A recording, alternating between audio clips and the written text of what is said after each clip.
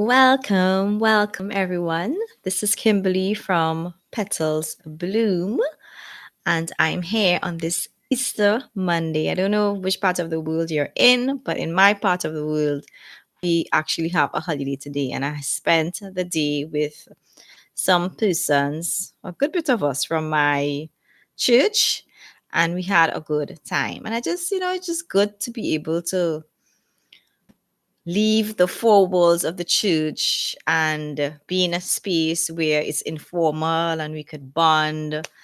So I had a great time. I had some good conversations and just getting to know persons that you just see on a Sunday. You know their face. They know you, you know them in terms of just seeing one another, but not necessarily being able to connect.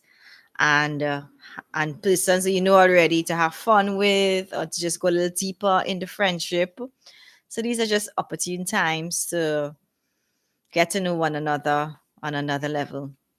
So I had a good day today. That was my main event that took place today, and of course preparation for this being the morning, and it's been a good weekend. And I'm just so grateful for the life and the death and the resurrection of Jesus Christ. And as we all know, the resurrection of Jesus Christ really sets Christianity apart. And if Jesus did not raise from the dead, then our Bible says that our faith is in vain. And because he rose from the dead, we have so many. It has just transformed our lives. Like one of my favorite verses, he in Colossians, he disarmed every principality and every power and made a public spectacle of them by his triumph over death, by his death on the cross, something like that.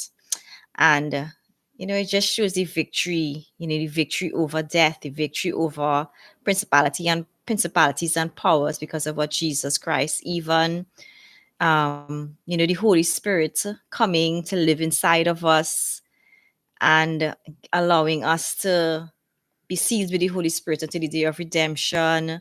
There's so many blessings of um, the death and resurrection of Jesus Christ. It just transformed the entire world. And I was reading. So for this whole period, I decided to reread Luke. And just, I mean, it's so important to just read over the Bible over and over because there's some certain things you just either you just didn't see it or it was such a long time ago until it just dawned on you. And I was reading one account today and I was like, I'm sure I read it several times, but for some strange reason it seems today like fresh. Like I never saw it before. And that's why it's so important to keep on rereading the word because it is powerful. It changes you. There are things that the Lord might just highlight in this particular season of your life that it was just at this point that you needed to see that verse or that truth so that it can change you. Yeah. Oh, yeah. So it's been really good reading Luke, the whole book of Luke. Yeah, I'm really enjoying it. So that's what has been happening with me. And yes, our church, we had a special Easter service yesterday, which was really good. I'm glad I went. And yeah, so it's been a good weekend. Reflecting, plus as well as being restful. And did I bake this weekend? No, I didn't. I think I gave myself a break because I wanted to rest, although baking is one of my hobbies. But I did take care of my garden though. So that was good. I really enjoyed that as well. There's I know just we just have so many different aspects of ourselves that we just got to be to explore and enjoy. Like I never thought I would be into gardening, but I'm into gardening right now, especially my herbs. I just love being able to pick fresh thyme and celery and parsley and basil or rosemary and just put it in my pot. Yes, I'm enjoying having my little herbs. Yeah, so it's all good. Life is good. God is good. I think I'm in a good space. So I'm grateful to God for so many things. And I was while I'm rambling on because I'm waiting for few more persons to come. Yes, and so John and I were looking through YouTube, and I saw the singer Chili from TLC. And I was remembering the time as a teenager, my neighbors, guys in particular, felt that I resembled Chili. Chili, yeah, yeah, from TLC. And I was looking at her on some videos, like, but yeah, when I was younger, she really looked like me. She's a bit older than I am. But I was like, when I saw it again, I was like, yeah, maybe it's a big forehead being mixed, the curly hair. So I was like, oh. So then I went and I looked at some pictures that I had of myself. Let me see if I could find any because I think I. Hi, Cassie. Yeah, Cassie agreed with me. Let me show you a picture if I could find it for you all. I think I pinned it as favorites so that I could find it easily. Hold 1 second. Oh, look at here. Now, I don't know if you're able to see this. So she had like a one of her photos. I think maybe at that time she probably had her hair up like this a lot, and I also had my hair up like this. And I was like, hey,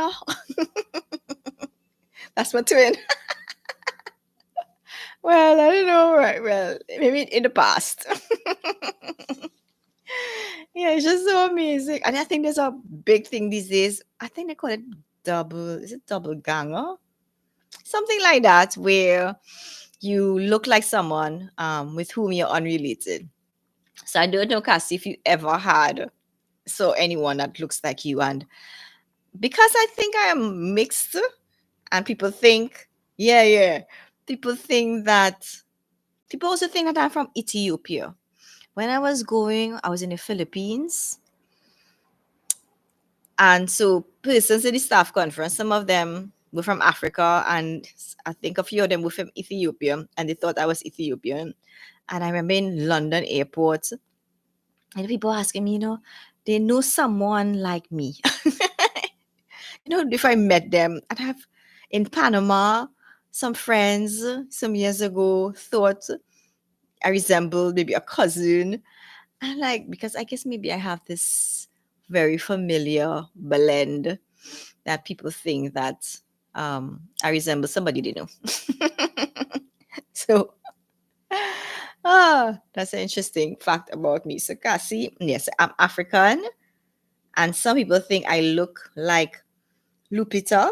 I roll my eyes, we look nothing alike. I'll have to look up that person.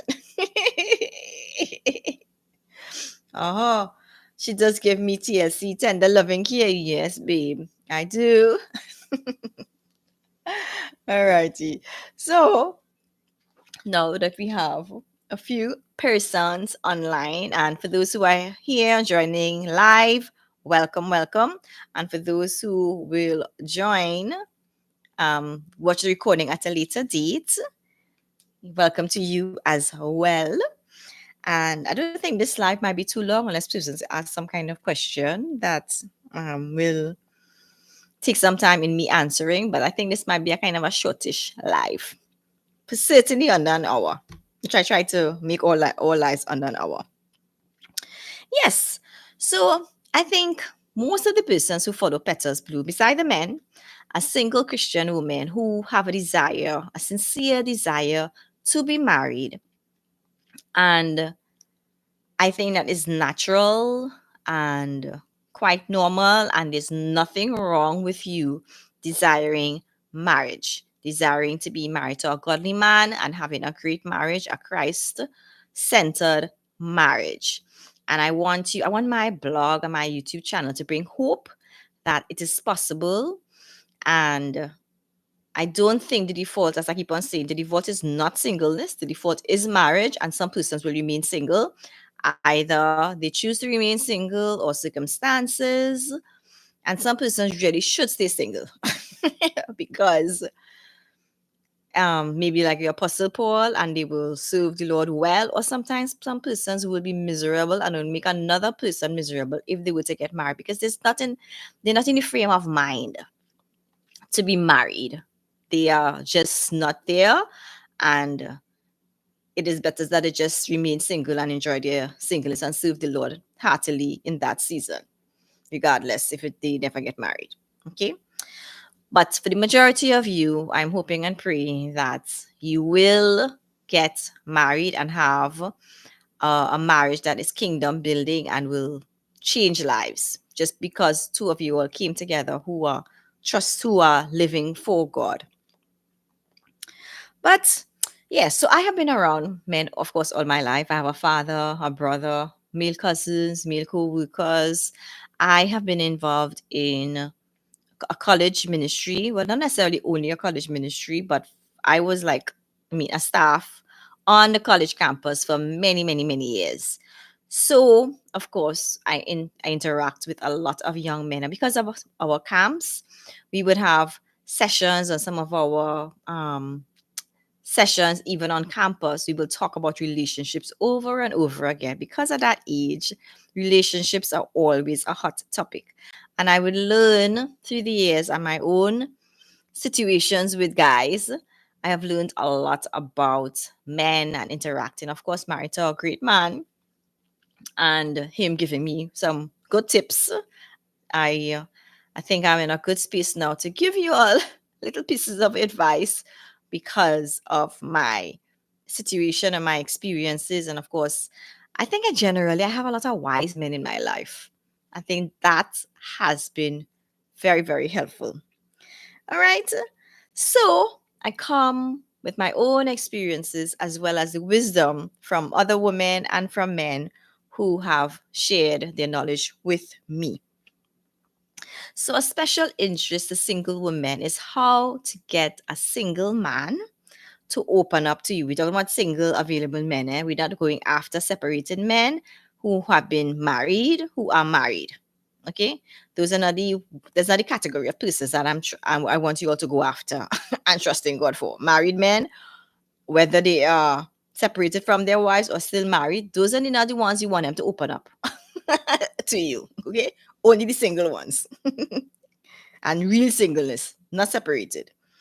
All right. So this is very important because when people open up to one another and share their lives, share their opinions, share their um, good things, not so good things, their weaknesses, their challenges, their when we confide in one another, when we are vulnerable, it creates a bond.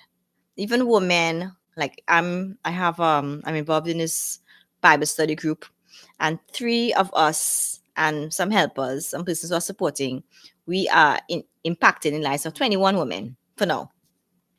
And it's very important for us to share our lives and allow them to share our lives because that is what will cause the group to bond. Similarly, what will cause you and a guy to bond is the level of sharing. So it's very important that you are the kind of woman that a man, an eligible Christian man, is willing to open up and share his being with you, share his life with you. Okay. So the first point is a man needs to feel safe with you. If a single man is on the lookout for a good, suitable woman to be his future wife, he is observing the women around him, the single women around him, and he's looking at the way you communicate with others first and foremost. He's looking at the way you communicate with your father or father figures. He's looking at the way you communicate with your co-workers.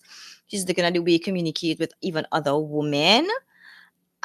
Just especially men. He is looking at the way you communicate with your boss, who might be male, and he's drawing his own conclusions about you if as you relate to others, and he's just looking on.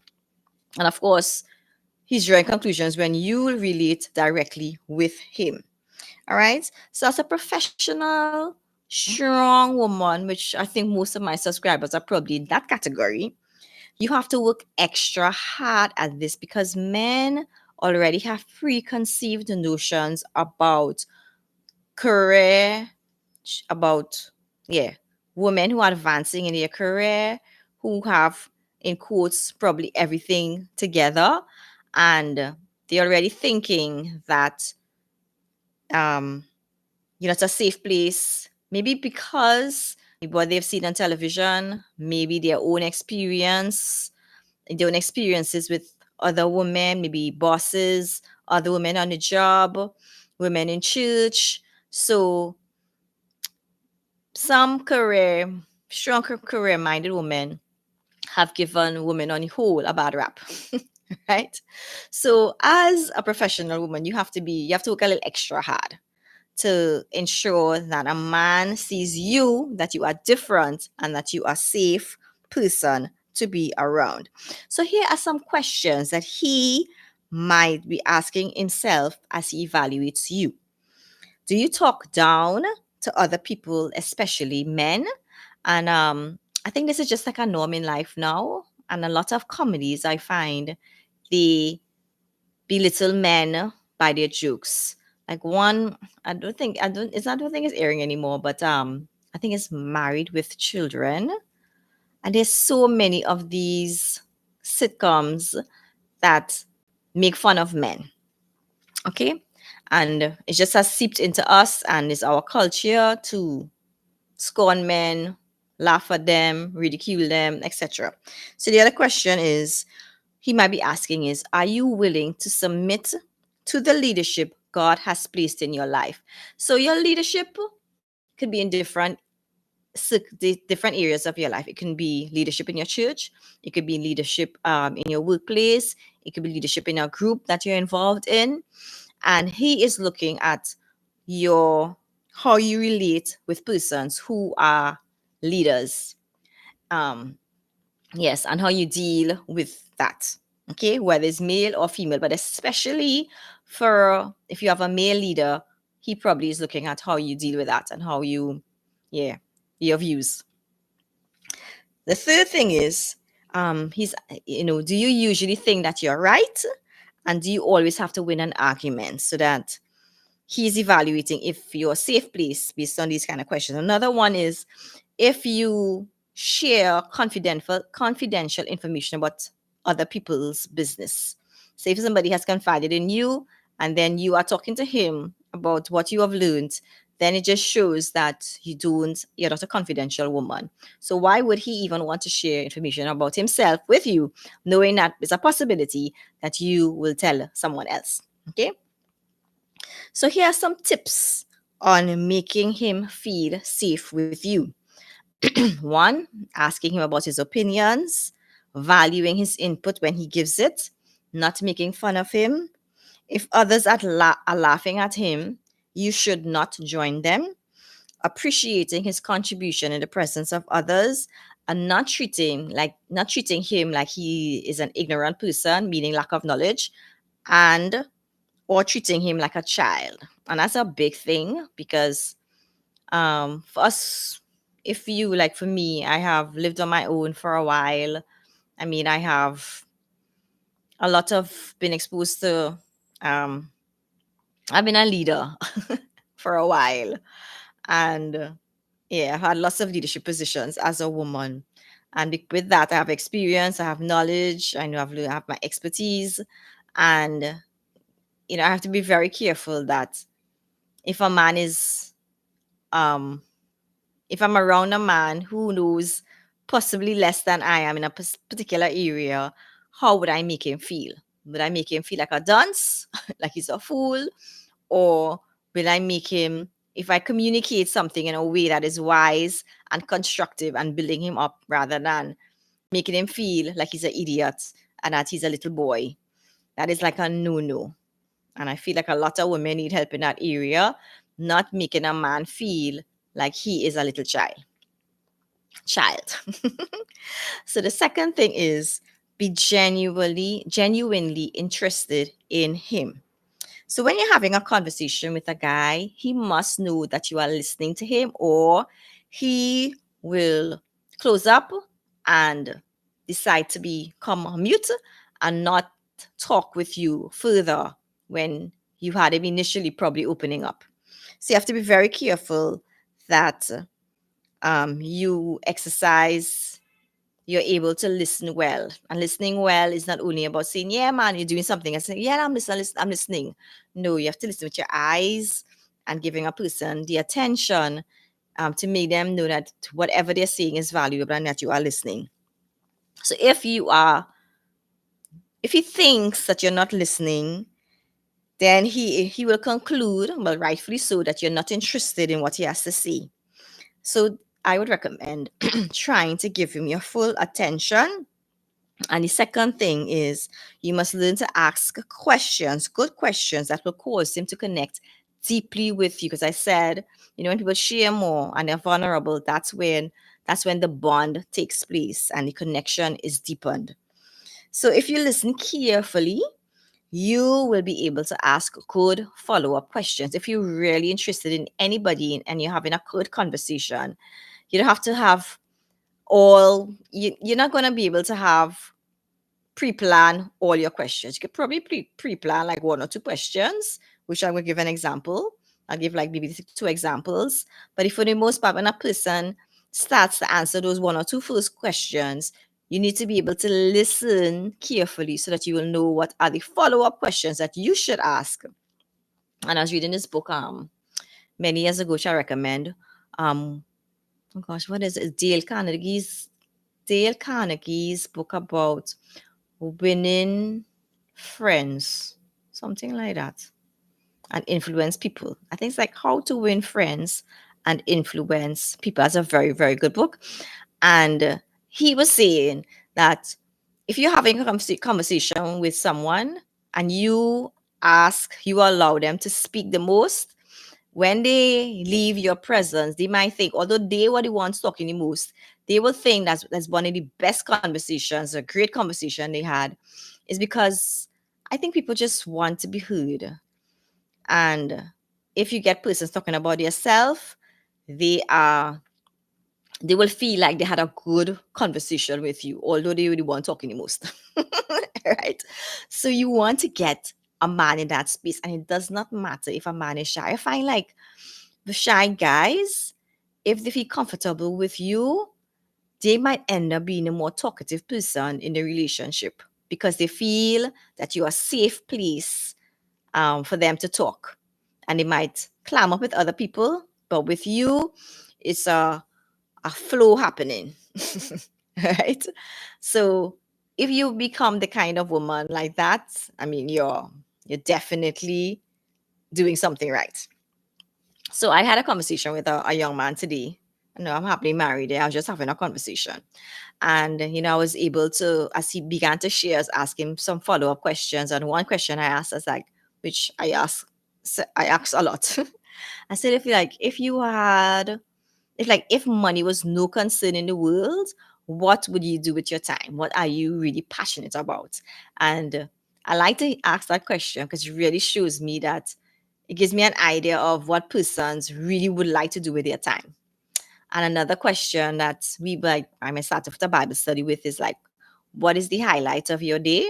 And so our Bible study last week, my friend, when she leads, she has this high low buffalo. So everyone had to say what was a high, what is a low, and what was some buffalo was like. So ridiculous, but it was nice. What is something unique um and unique about you? And it went really well. So I would recommend, like, the organization I work for part-time, Crew, has this app called God Tools, and they actually have a segment for openers.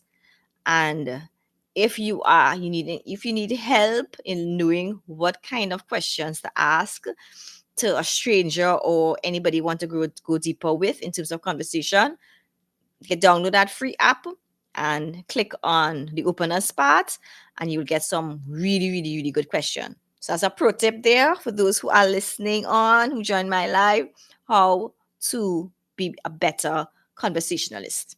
Get your hand on that app and openers and maybe write down like two or three that you really, really like, commit them to memory and practice them over and over again. And you'd realize that some questions work for everybody. So the third thing is build him up with your words. So most men have like deep insecurities, even if they may come across as very confident. People have insecurities, all of us. So if you're a strong woman and you have a lot of things going for you, it's natural for a man to admire your strength, your character, your love for your God, and he might put you on a pedestal, and he place himself a little lower, and he might be thinking that he might feel that he's not worthy of you. And of course, that would be a big block for love happening if a man thinks that he's not worthy of you, although you may not say anything. So you have to, where he might be thinking of you this way and himself this way, you have to even it out. So that means you have to build him up with your words and not elevate yourself above him. Okay? You don't need to boast about yourself. Who you are will naturally come out eventually.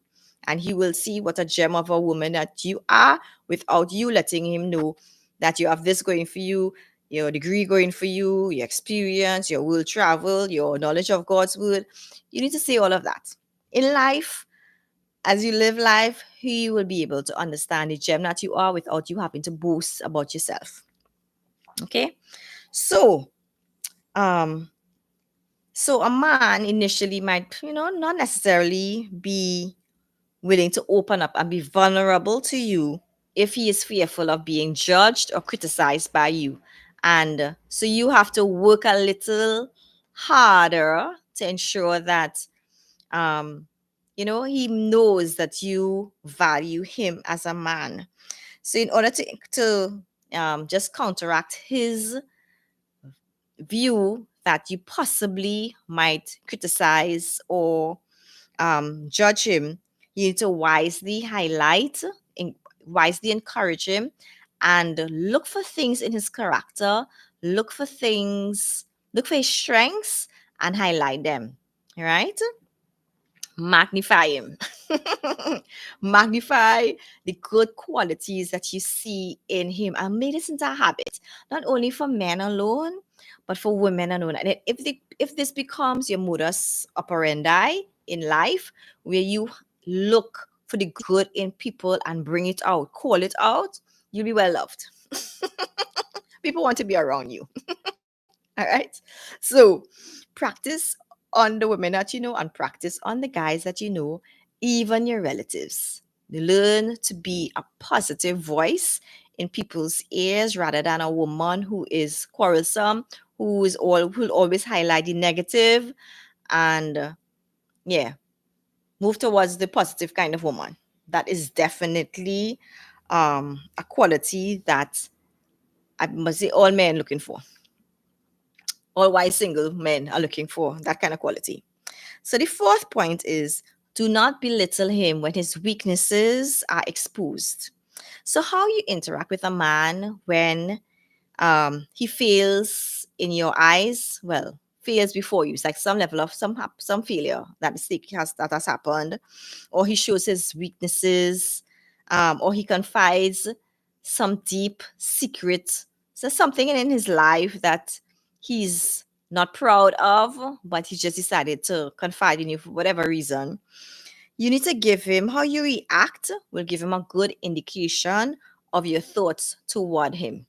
Okay, so this will determine if he can trust you further with his heart, and how much he will choose to open up to you in the future. So we as Christian women, we must choose the path of humility and remember your sins that you committed against God, that God has forgiven you, and apply the same grace, the same mercy to another human being. Okay, because the fact is you have failed in your future, and you're most likely, as long as you live on this wonderful earth, you will fail again in the future. So be gracious to him, and watch what comes out of your mouth, and not only what comes out of your mouth, but your facial expressions, because that will determine, yeah, our communication is not only our words, but also our facial expressions, when we communicate. Okay, so trust the Lord to form a level of humility inside of you, because if he's a good man who has weaknesses and he has failures in the past and he will have failures in the future, you want to know that, um, he can he would be loved and accepted by you as just as he is today. All right. And that's very important for a man to open up to you, knowing that you would love him. You are seeking to love him unconditionally and accept him as he is, his good points and his not so good points, just as you would like him to accept you as you are, with your good and your not so good, the good, the bad, and the ugly, all of that. All right. So we have a lot of good men out there, and we need to just forget about perfectionism and see the quality that we have in a lot of men around us, and highlight those qualities, and be able to be the kind of woman who will accept a man as he is. So those are my points in building a deep connection, an emotional connection with a guy. And it might be, I mean, you want to, yeah, this is my tip to, if you're interested in getting married and you're meeting men, that you need to be able to help a man to open up to you so that you can bond and get to know one another, and hopefully, decide to journey in this life together. And even if two of you never get together and pursue marriage together, at least he would know that you're a safe woman. He would know that you're a good woman, and will give him hope that the other women like you in this world who are not, um who latch on to his weaknesses and remind him of it every day. Right? So those are my tips for helping a man to open up to you. And if anybody have any further questions or comments, you can put it in the chat. So I'm just, my recap is, in order for a man to open up to you, he needs to feel safe with you. He needs to know that you are genuinely interested in him. And he needs to feel that you are building him up with your words. So he needs to build a man up with his words, with your words. And you do not belittle him when his weaknesses are exposed, or he's vulnerable with you and he shares just a piece of information that is confidential. He feels that he's safe with you, and how you react will determine if he can share even more with you, share his life with you.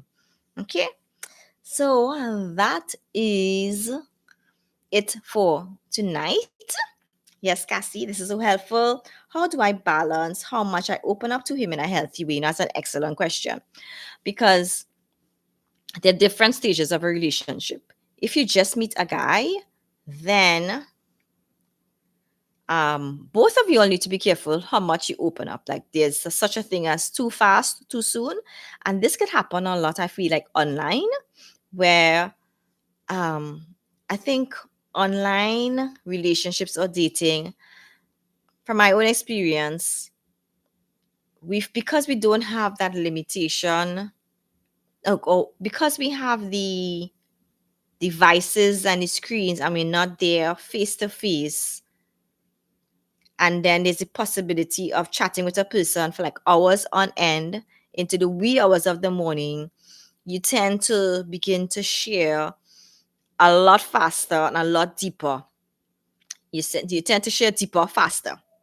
And so that makes it very dangerous, because before you get to know a person properly and give it love and a relationship time to mature, Hi, good vibes. Blessings to you. And John. Thanks. So instead of allowing the relationship to take a slower course to mature, you could end up feeling in love, feeling that emotional connection much faster and more intense with this being able to share quickly and for long and talk for a long time without boundaries. So like long time, people have to write letters. So by the time you take 1 week for the letter to arrive, whatever his reply to your letter, you know you are growing and you are waiting and you're able to think and really decipher. But now everything is just so much faster and you can really fall in love very, very fast. Um, so I would recommend that you need to take it. I mean, it's might be intense and you're waiting a long time and you meet someone and you just want to just share as much as possible, but you really need to take a step back and put some stops so that you don't share too much too quickly with someone that you hardly even know. Um, so how would I balance it? You need to be careful with how much you share online and put some limits. So if you're meeting a person for the first time and maybe it's the first week or the first month, just maybe like after 1 hour, half an hour, just decide go on to something else instead of talking online with a person for like hours on end. I mean, initially, because you just need to give yourself the ability to think soberly and to decipher, if this is the person that you really would like to hear from God, to pray about it. Because if you're really madly in love with someone so quickly, it's very hard to be able to stop. Yeah, when it's just going at a pace and emotions are all there, it's really, really, really hard to put a hold to something like that. So from the beginning, you need to put some boundaries. And even if it's a person you meet in real life, like I wouldn't recommend like you just meet a person and you spending hours on end, even if it's a person in real, talking with them and just beginning to share very, very deeply. I think you need to give it some time. Like how much you share, like in the first month or two, maybe first month, like share things that you would share with another woman. Like like an initial friendship. And then you need to only share things with a person you're going to get married to. So if you reach the point, maybe 6 months down the road that you're thinking about marriage, then maybe you can share a little bit more about your sexual history. Not details, right? Just that you had certain things that you're not proud of, or he can begin to share, or whatever it may be. But some things you shouldn't share with someone that you're not even planning to get married to. That's just my opinion. Yeah. You need to just be very careful how much you open up to someone because you don't want your business all over the place. You just share so many details with about 10 men who know things in your life that you really, maybe only your husband should know. All right. So I was all over the place, but I hope you realize that the more you share, the deeper the connection could be. So you need to manage it and share little by little and talk about other things. Talk about what you're learning on your career. Talk about some course and the things that you learn in the course. Talk about if you've traveled to different countries. Talk about the different cultures that you experience. You don't necessarily have to share like deep, deep things, but you can share your life with persons. Yes. Oh, that's good. I'm glad that you think it's helpful, Cassie. Yes, that's a really, really good question in terms of opening up. And you'd also want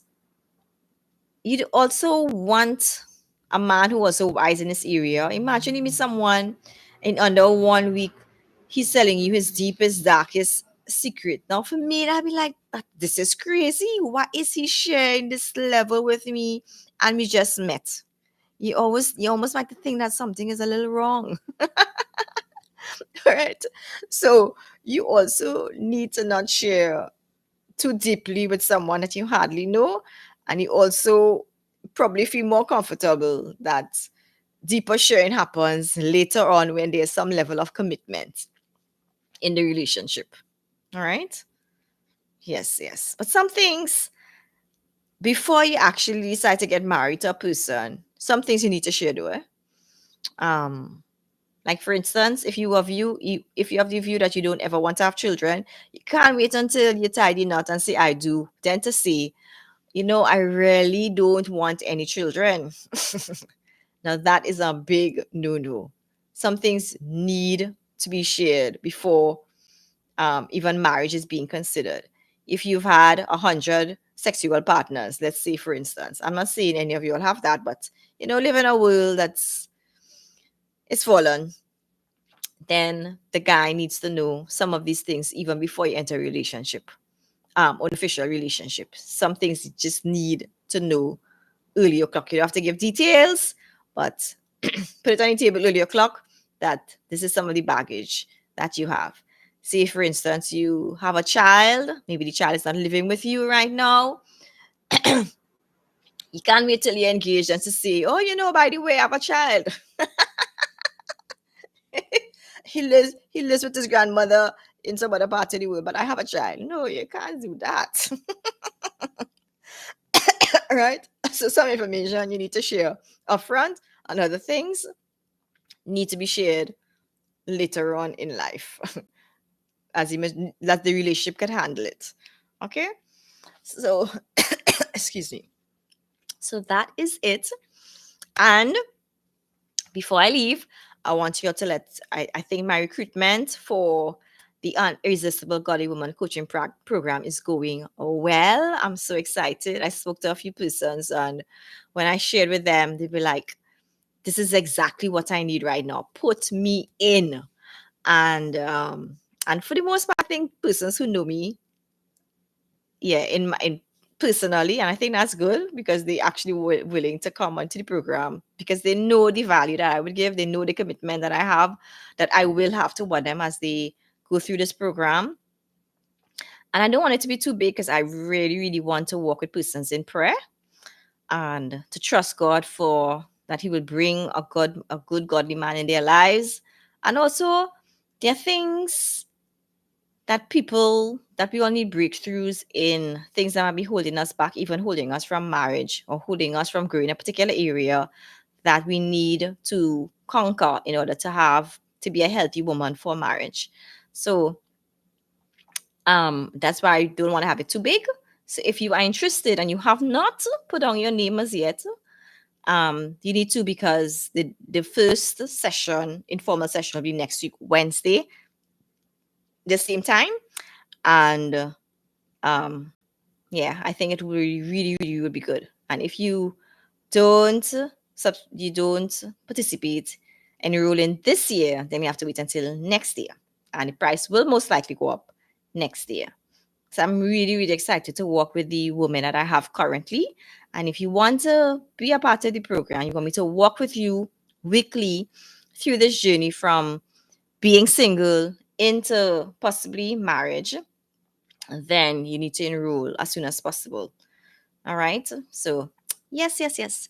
I'm quite excited about it. I'm excited to, you know, uh, for God to lead and to just to get to know these women, for them to build community among one another, and for us just to have a sisterhood of growth together and sharing and bonding and praying for one another and trusting God together. Yeah, it's going to be good. I'm really, really, really excited. All right, so that is it um, for this afternoon. You all take care. And if you're interested in the coaching program, email me at kimberly@petalsbloom.com.